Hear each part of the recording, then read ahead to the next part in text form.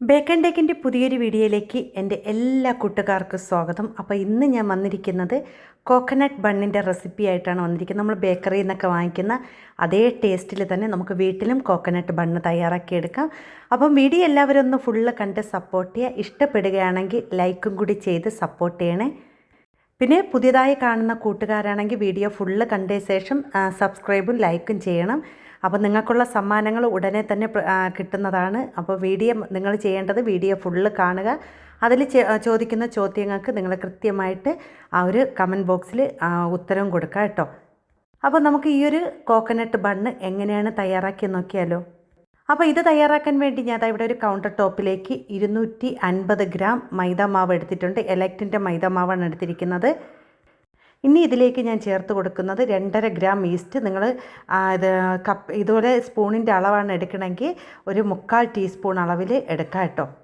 ഇനി ഇതെല്ലാം കൂടി ഒന്ന് നല്ലതുപോലെ ഒന്ന് യോജിപ്പിച്ച ശേഷം നമുക്ക് ആ ഒരു നടുക്ക് ഭാഗം ഒന്ന് മാറ്റി കൊടുക്കാം. അപ്പം നമുക്ക് ഇതിൻ്റെ നടുഭാഗത്തേക്ക് ഇനി ഉപ്പും വെള്ളമൊക്കെ ചേർക്കാൻ വേണ്ടിയാണ് നമ്മളിത് ഇതുപോലെ ഒന്ന് ഒരു സ്പൂണ് കൊണ്ടോ എന്തെങ്കിലും നമുക്ക് കൈ കൊണ്ടോ അല്ലെങ്കിൽ ഒന്ന് മാറ്റി കൊടുത്താൽ മാത്രം മതി കേട്ടോ. പിന്നെ ഇതിലേക്ക് ഞാൻ ചേർത്ത് കൊടുക്കുന്ന ഒരു 1/4 ടീസ്പൂൺ അളവിൽ ഉപ്പാണ് ചേർത്ത് കൊടുക്കുന്നത്. പിന്നെ ഇതിലേക്ക് ഒരു 1/4 ടീസ്പൂൺ അളവിൽ വാനില പൗഡർ ചേർത്ത് കൊടുക്കാം. അടുത്ത ഇതിലേക്ക് ഞാൻ ചേർത്ത് കൊടുക്കുന്നത് 35 ഗ്രാം ഷുഗറാണ് ചേർത്ത് കൊടുക്കുന്നത്.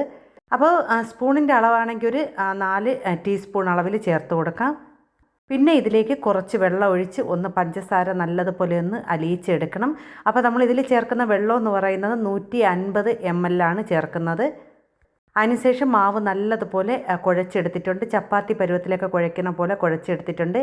ഇനി ഇതിലേക്ക് ഞാൻ ഇവിടെ ചേർത്ത് കൊടുക്കുന്നത് വനസ്പതിയാണ്. നമ്മൾ കുക്കീസൊക്കെ തയ്യാറാക്കുന്ന വനസ്പതി 25 ഗ്രാം ചേർത്ത് കൊടുക്കാം കേട്ടോ. അതിനുശേഷം ഇത് നല്ലതുപോലെ കുഴച്ച് സോഫ്റ്റാക്കി എടുക്കണം. പിന്നെ ഞാൻ ഇതിൽ കൂടുതൽ കാണിക്കാത്തത് നേരത്തെ ബണ്ണ് തയ്യാറാക്കിയപ്പോൾ കുഴയ്ക്കുന്നത് ഞാൻ ഫുള്ള് വീഡിയോ കാണിച്ചിട്ടുണ്ട്. അപ്പോൾ ഇതും അതുപോലെ ലോങ് ആക്കണ്ടെന്ന് വിചാരിച്ചാണ് ഞാൻ കാണിക്കാത്തത്. നല്ലതുപോലെ ആ ഒരു വനസ്പതിയും ഈ മാവും കൂടി നല്ലതുപോലെ സോഫ്റ്റാക്കി എടുക്കണം. ഇത് കാണും പോലെയല്ല, നല്ല സോഫ്റ്റായി കിട്ടും. അപ്പം നിങ്ങൾ ഇതിന് ചേർക്കുന്ന മാർജറിൻ അറിയാമല്ലോ, കുക്കീസൊക്കെ തയ്യാറാക്കുമ്പോൾ ചേർക്കുന്ന മാർജറിനാണ് ചേർത്ത് കൊടുക്കേണ്ടത്. അപ്പം ഞാൻ ഇത് ഏത് ബ്രാൻഡെന്ന് പറഞ്ഞാൽ ബിസ്ക്രീമിൻ്റെ ആ ഒരു ബ്രാൻഡാണ് എടുത്തിരിക്കുന്നത്. ഇനി ഇതുപോലെ കൈ കൊണ്ട് നല്ലതുപോലെ ഒരു 20 മിനിറ്റ് വരെ ഒന്ന് സോഫ്റ്റായിട്ട് കുഴച്ചെടുക്കണം കേട്ടോ. ഈ കുഴയാണ് ഏറ്റവും നല്ല പഞ്ഞി പോലത്തെ ബണ്ണൊക്കെ തയ്യാറാക്കാൻ പറ്റുന്നത്. നല്ല സോഫ്റ്റാക്കി എടുക്കണം. അതിനുശേഷം നമ്മൾ ഈ വീഡിയോയിൽ കാണുന്നത് പോലെ നല്ലതുപോലെ അതിനെ ഒന്ന് ആക്കി ഒരു 10 മിനിറ്റ് നമുക്ക് ആ റെസ്റ്റ് ചെയ്യാൻ വേണ്ടി മാറ്റി വയ്ക്കുക കേട്ടോ. അപ്പോൾ മാവ് ഇതുപോലെ നല്ല സോഫ്റ്റായിട്ട് നമ്മൾ ഇതുപോലെ ഒന്ന് റൗണ്ട് ചെയ്ത് നമ്മൾ ആ ഒരു മാവ് 10 മിനിറ്റ് ഒന്ന് റെസ്റ്റ് ചെയ്യാൻ വയ്ക്കുക കേട്ടോ. അപ്പോൾ ഞാൻ ഇവിടെ 10 മിനിറ്റ് ആയ ശേഷം മാവ് എടുത്തിട്ടുണ്ട്. ഇവിടെ നല്ല സോഫ്റ്റായി കിട്ടിയിട്ടുണ്ട്, നല്ല പൊങ്ങിയൊക്കെ വന്നിട്ടുണ്ട് കേട്ടോ. ഇനി നമുക്കിതിനെ കട്ട് ചെയ്തെടുക്കണം. കട്ട് ചെയ്തെടുക്കുമ്പോൾ ഒരു അളവുണ്ട് കേട്ടോ. അപ്പോൾ ഞാൻ ഇവിടെ 2 ഉരുളയാക്കിയാണ് എടുക്കുന്നത്. നമുക്ക് ഒരു ഇത് തയ്യാറാക്കിയെടുക്കാം. ഒരു ബണ്ണ് തയ്യാറാക്കാൻ 2 ഉരുള എടുക്കണം. അപ്പോൾ ആദ്യത്തെ ഉരുളയുടെ വെയിറ്റ് എന്ന് പറയുന്നത് 200 ഗ്രാമാണ് നമുക്ക് താഴത്തെ തട്ടിൽ വെക്കേണ്ടത്. അതിൻ്റെ മുകളിൽ വെക്കേണ്ടത് 100 ഗ്രാം. 200 ഗ്രാമും 100 ഗ്രാം അനുസരിച്ചാണ് എടുക്കേണ്ടത് കേട്ടോ.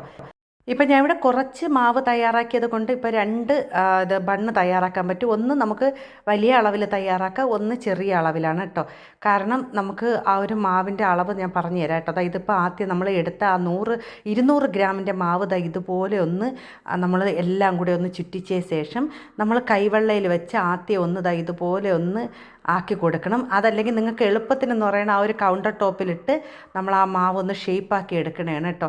ഷേപ്പാക്കുന്ന വെച്ചാൽ ആ ഒരു അടിഭാഗം നല്ലതുപോലെ ഷേപ്പായി വരുന്നത് വരെ നമുക്കൊന്ന് ഉരുട്ടിയെടുക്കണം. നിങ്ങൾക്ക് എളുപ്പത്തിൽ ഞാൻ പറഞ്ഞു തരാം കേട്ടോ. ഇതുപോലെ ഒന്ന് നമുക്ക് ആ ഒരു മാവ് ആ ഒരു കൗണ്ടർ ടോപ്പിൽ വെച്ച് ഇതുപോലെ ഒന്ന് ഉരുട്ടി കൊടുത്താൽ മതി.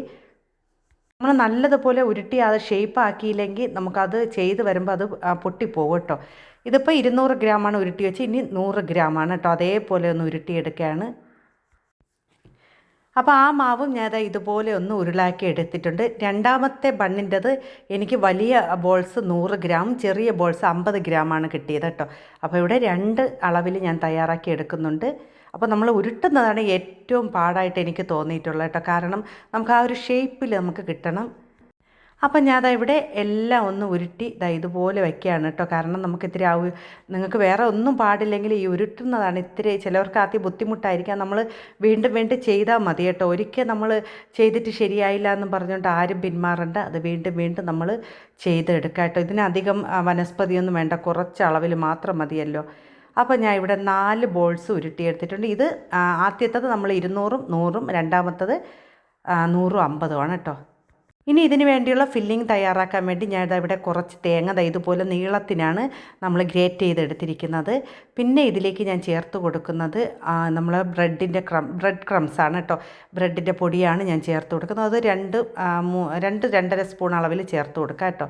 പിന്നെ ഇതിലേക്ക് മധുരത്തിന് ആവശ്യത്തിന് പഞ്ചസാര, അത് ഓരോരുത്തരുടെ ഇഷ്ടത്തിനനുസരിച്ച് ചേർക്കാം. മധുരം കൂടുതൽ വേണമുള്ളവർക്ക് കൂടുതൽ ചേർക്കാം, കുറവ് വേണമുള്ളവർക്ക് കുറവ് ചേർക്കാം. പിന്നെ ഞാൻ ഇതിലേക്ക് ടൂട്ടി ഫ്രൂട്ടിയാണ് ചേർത്ത് കൊടുത്തിരിക്കുന്നത്. നിങ്ങൾക്ക് വേണമെങ്കിൽ ചെറിയും കൂടി ചേർത്ത് കൊടുക്കാം. പിന്നെ ഞാൻ ഇവിടെ കുറച്ച് ഏലക്ക, അതിൻ്റെ പൊടി ഇല്ലാത്തത് കൊണ്ട് ഏലക്ക ഒന്ന് ചതച്ചാണ് അതിലിട്ടത് കേട്ടോ. അതൊന്ന് നല്ലതുപോലെ മിക്സ് ചെയ്ത് വെച്ച ശേഷം നമുക്ക് മാവ് ഒന്ന് പരത്തിയെടുക്കണം. കണ്ടോ, നല്ല സോഫ്റ്റ് ആയിട്ടുണ്ട് മാവ്. ഇനി നമുക്കിതുപോലെ ഒന്ന് പരത്തിയ ശേഷം ചപ്പാത്തി കോലുകൊണ്ട് ഒരേ അളവിൽ, നമുക്ക് കൂടുതൽ പരത്തിയെടുക്കണ്ട, ഇത്തിരി കട്ടിക്ക് വേണം പരത്തിയെടുക്കാൻ. അപ്പോൾ ഞാൻ ഒരേ അളവിൽ തന്നെ ആ ഒരു മാവ് പരത്തിയെടുക്കുകയാണ് കേട്ടോ. നമ്മൾ പരത്തിയെടുക്കുമ്പോൾ എല്ലാ ഭാഗവും ഒരേ അളവിലായിരിക്കണം കേട്ടോ. ഇതുപോലെ ഒന്ന് നീളത്തിന് പരത്തിയെടുക്കുക. നമുക്ക് എത്രയാണോ ഇത് വലിപ്പം വേണ്ടത് അതനുസരിച്ച് നമുക്ക് പരത്തി കൊടുക്കുക. ഇത്തിരി കൂടെ വേണമെങ്കിൽ പരത്താം. ഞാൻ ഇവിടെ കൂടുതൽ നല്ലതായിട്ട് പരത്തുന്നില്ല. അതിന് ശേഷം നമ്മളിതാ ഇതിലേക്ക് ഫില്ലിങ് നിറയ്ക്കുകയാണ്. ആദ്യം ഒരു ചെറുതും കൂടെ ഒന്ന് പരത്തിയെടുക്കാം കേട്ടോ. അപ്പോൾ നമുക്കത് വച്ച് കൊടുക്കാൻ വേണ്ടി. അങ്ങനെ 2 ഉരുള മാവും ഞാൻ ഇവിടെ പരത്തിയെടുത്തിട്ടുണ്ട്. ഇനി നമ്മൾ ഇതിലേക്ക് ഈ വലുതിൽ ആദ്യം നമ്മൾ ചെയ്ത് വെച്ചിരിക്കുന്ന ആ ഫില്ലിംഗ് ഒന്ന് നിറച്ച് കൊടുക്കണം കേട്ടോ. നമ്മൾക്ക് ആ ഒരു നിറയെ ഒന്ന് വെച്ച് കൊടുക്കണം. അപ്പം നമുക്ക് ഇത് കുറച്ചുകൂടെ കട്ടി കുറച്ച് നമ്മൾ പരത്തിയെടുക്കാമായിരുന്നു. പക്ഷേ ഞാൻ ഇത് കൂടുതൽ കട്ടി കുറച്ചെടുത്തില്ല. നിങ്ങൾക്ക് വേണമെങ്കിൽ കുറച്ചും കൂടി കട്ടി കുറച്ച് പരത്തിയെടുക്കാം കേട്ടോ. പക്ഷേ കൂടുതൽ നൈസായി പോവല്ലേ, ഇത്തിരി കട്ടിയും വേണം. അല്ലെങ്കിൽ നമ്മൾ ഈ നിറയ്ക്കുന്ന ഫില്ലിങ്ങൊക്കെ പുറത്ത് പോകും കേട്ടോ. അത് വരാതിരിക്കാനാണ് ഞാൻ പിന്നെ കൂടുതൽ ഇത്തിരി പരത്തിയെടുക്കാത്തത്. ഇനി നിറയെ ഫില്ലിങ് വെച്ച് കൊടുക്കാം. അതിനുശേഷം നമുക്കിതിലേക്ക് കുറച്ച് വെള്ളം ഒന്ന് സ്പ്രേ ബോട്ടിലുണ്ടെങ്കിൽ ഒന്ന് 4 ചുറ്റും ഒന്ന് നമ്മൾ സ്പ്രേ ചെയ്ത് കൊടുത്താൽ മതി. അതല്ലെങ്കിൽ നമുക്കൊരു വെള്ളം ബ്രഷിൽ മുക്കിയ ശേഷം നമുക്ക് ആ ഒരു 4 സൈഡും ഒന്ന് തേച്ച് കൊടുക്കണം കേട്ടോ. അതിനുശേഷം ഞാൻ ഇതൊന്ന് ഇതിൻ്റെ മുകളിലേക്ക് വെച്ച് കൊടുക്കുകയാണ്. അപ്പം നമുക്ക് വെള്ളം നനച്ച ശേഷം വേണമേ അത് ഒട്ടിച്ച് കൊടുക്കാവൂ. കാരണം അല്ലെങ്കിൽ അത് ഒട്ടിപ്പിടിക്കില്ല കേട്ടോ. അപ്പോൾ ഞാൻ 4 സൈഡ് ഒന്ന് ബ്രഷ് ഉപയോഗിച്ച് വെള്ളം തൊട്ടൊന്ന് തേച്ച് കൊടുക്കുകയാണ്. നമുക്ക് സ്പ്രേ ബോട്ടിലുണ്ടെങ്കിൽ എളുപ്പമാണ് കേട്ടോ. ഒന്ന് സ്പ്രേ ചെയ്ത് കൊടുത്താൽ മതി. അതിന് ശേഷം നമുക്ക് ഇതിനെ ആ ഒരു താഴത്തെ ആ ഒരു ഇത് വലിച്ച് ഇവിടെയൊക്കെ ഒന്ന് വെച്ച് കൊടുക്കണം കേട്ടോ. നമുക്ക് കാരണം അത് നമ്മൾ ഇതുപോലെ ചുറ്റി പോകുമ്പോൾ പുറത്ത് വരാത്ത രീതിയിൽ വേണം നമ്മൾ ആ ഒരു ഇത് ലോക്ക് ചെയ്ത് കൊടുക്കാൻ. നമ്മളതിനെ അടച്ചു കൊടുക്കുക കേട്ടോ. നിങ്ങൾ കാണുമ്പോൾ തന്നെ അറിയാം. നല്ലതുപോലെ ഒന്ന് പ്രസ് ചെയ്ത് കൊടുക്കുക. അപ്പോൾ ഞാൻ എല്ലാ ഭാഗവും ഇതുപോലെ ഒന്ന് പ്രസ് ചെയ്ത് കൊടുക്കുകയാണ് കേട്ടോ.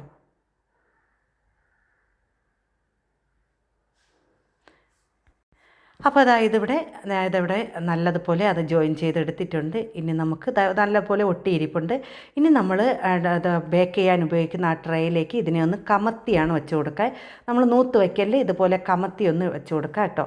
അപ്പോൾ ഞാൻ ഒരു ട്രേയിലേക്ക് ഒന്ന് കമത്തി ഒന്ന് അതേപോലെ ഇട്ട് കൊടുക്കണം. അതിനുശേഷം കൈ കൊണ്ട് നല്ലതുപോലെ ഒന്ന് പ്രസ് ചെയ്ത് കൊടുക്കണം. പതുക്കെ പ്രസ് ചെയ്യണം കേട്ടോ, പൊട്ടിപ്പോവാത്ത രീതിയിൽ. അതിനുശേഷം നമ്മൾ മുട്ടയൊന്നും നമ്മളൊന്ന് ഇങ്ങനെ കലക്കിയ ശേഷം ആ ഒരു ബ്രഷ് ഉപയോഗിച്ച് എല്ലാ ഭാഗത്തും ഒന്ന് തേച്ച് കൊടുക്കുക. അപ്പോൾ നല്ലൊരു കളർ കിട്ടും കേട്ടോ ഈ ഒരു ബ്രെഡിന്. അപ്പോൾ കൂടിപ്പോണ്ട, നമ്മൾ ആ ഒരു ബ്രഷ് ചെയ്യുമ്പോൾ കണക്കിന് തേച്ച് കൊടുക്കുക കേട്ടോ. അപ്പോൾ ഇതുപോലെ തന്നെ ഞാൻ 2ലും ഒന്ന് ബ്രഷ് ചെയ്തിട്ടുണ്ട്. അതിനുശേഷം നമ്മൾ ചെയ്യേണ്ടത് ഒരു ടോപ്പിക്ക് കൊണ്ട് ഇതിൻ്റെ എല്ലാ ഭാഗത്തും ഒന്ന് കുത്തി കൊടുക്കണം. നമ്മൾ ഇത് പിസ്സൊക്കെ തയ്യാറാക്കുമ്പോൾ നമ്മളത് കുത്തി കൊടുക്കാറുണ്ടല്ലോ, അതേപോലെ നമുക്കൊരു ടോപ്പിക്ക് ഉപയോഗിച്ച് എല്ലാ ഭാഗത്തും ഒന്ന് കുത്തി കൊടുക്കാം കേട്ടോ. അതാകുമ്പോൾ നമുക്ക് ആ ഒരു ബ്രെഡിൽ ഇങ്ങനെ ചെയ്ത് കൊടുക്കണം. അപ്പോൾ ഞാനവിടെ എല്ലാ ഭാഗത്തും ഒന്ന് ഇതുപോലെ ഒന്ന് ചെറുതായിട്ടൊന്ന് കുത്തി കൊടുക്കുകയാണ്. അപ്പോൾ വളരെ ഈസി ആയിട്ട് പെട്ടെന്ന് തയ്യാറാക്കാൻ പറ്റിയ കോക്കനട്ട് ബണ്ണാണ്. അപ്പോൾ ഞാൻ ഓരോ വീഡിയോസും ഞാൻ കാണിക്കുന്നുണ്ട് കേട്ടോ. ഇനി നമ്മളിത് ബേക്ക് ചെയ്യാൻ എടുക്കുന്ന സമയം 140 ഡിഗ്രിയിൽ 10 മിനിറ്റ് ഫ്രീ ഹീറ്റ് ചെയ്ത ഓവനിൽ 140 ഡിഗ്രിയിൽ ഒരു 20-25 മിനിറ്റ് നിങ്ങൾ നോക്കണം. 20-25 മിനിറ്റൊക്കെ ആകുമ്പോൾ 20 മിനിറ്റ് ആകുമ്പോൾ നോക്കണം കേട്ടോ. അപ്പോൾ നല്ലതുപോലെ വെന്ത് കിട്ടും കേട്ടോ. അപ്പോൾ ഞാൻ ഇവിടെ കോക്കനട്ട് ബണ്ണ് തയ്യാറാക്കിയിട്ടുണ്ട്. നല്ല ചൂടാണ് കേട്ടോ. 2 ബണ്ണ് ഞാൻ ഇവിടെ തയ്യാറാക്കിയിട്ടുണ്ട്. ഇനി നമുക്കിതിനെ ഒന്ന് കട്ട് ചെയ്യാം കേട്ടോ. അങ്ങനെ നല്ല ടേസ്റ്റിയും വളരെ പെട്ടെന്ന് തയ്യാറാക്കാൻ പറ്റിയ കോക്കനട്ട് ബണ്ണ് ഇവിടെ തയ്യാറായിട്ടുണ്ട്. ഇതെല്ലാവരും ഒരിക്കലെങ്കിലും ചെയ്ത് നോക്കണം കേട്ടോ. നിങ്ങൾ വീഡിയോ ഫുള്ള് കണ്ടാൽ മാത്രമേ നമ്മൾ ഇതിൽ എന്തൊക്കെ ചേർക്കുന്നുണ്ട് എല്ലാം നിങ്ങൾക്ക് മനസ്സിലാക്കാൻ പറ്റുള്ളൂ. അപ്പോൾ വീഡിയോ നിങ്ങൾ സ്കിപ്പ് ചെയ്യാതെ കാണണം. അതുമാത്രമല്ല, വീഡിയോ ഇഷ്ടപ്പെടുകയാണെങ്കിൽ എല്ലാവർക്കും ഷെയർ ചെയ്ത് കൊടുക്കണം കേട്ടോ.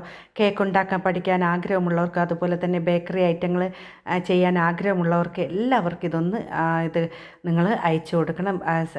അതുപോലെ എല്ലാവരും വീഡിയോ ഫുള്ള് കാണണം കേട്ടോ. അപ്പോൾ ആരും ലൈക്ക് ചെയ്യാൻ മറന്നു പോലെ എല്ലാവരും ലൈക്കും സപ്പോർട്ടും ചെയ്യണേ.